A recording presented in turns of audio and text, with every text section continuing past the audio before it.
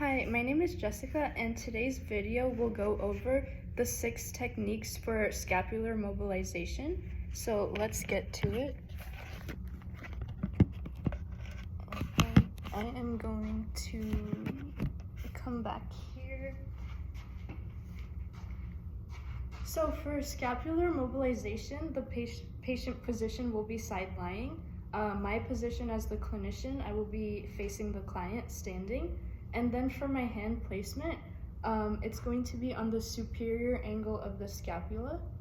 Oh, and before that, the client's arm will be over my arm in order for me to get that angle. And then the superior angle of the scapula will be here. And then the inferior angle of the scapula is gonna be my other hand placement. And so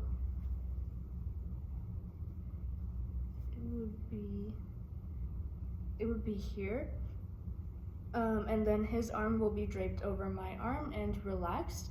And then there is gonna be a web space between my thumb and my index finger, and it's gonna create like a triangle for scapular mobilization. And then we're going to start with retraction first, and that's going to be towards the midline. So it would be like this. And then for protraction, it's away from the midline, so like that. And then for elevation, it's a superior motion going up, like that. And then for depression, it's the inferior motion going down, like that. And then for upward rotation, the lateral angle is going to move superiorly.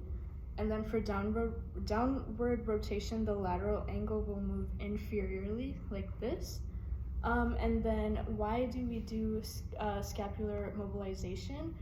It's to assess and treat scapulothoracic joint mobility and pain in the area.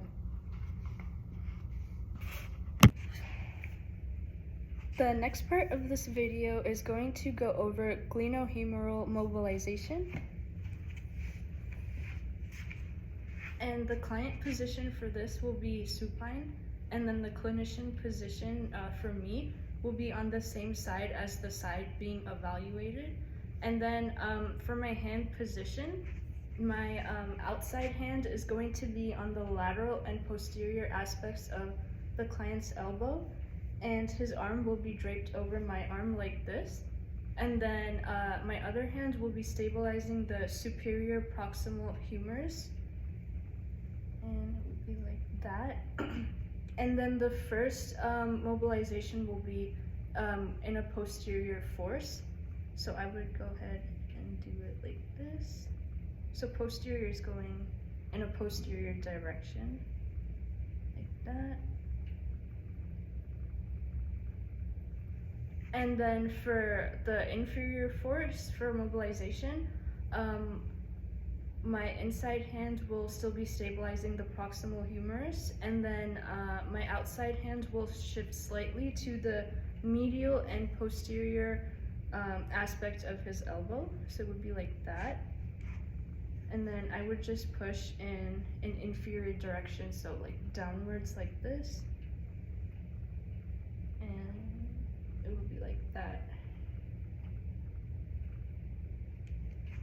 And why would we be assessing glenohumeral mobilization or doing it on our patients? It would be to assess and treat the glenohumeral joint, the mobility, and if the client is experiencing any pain in that area.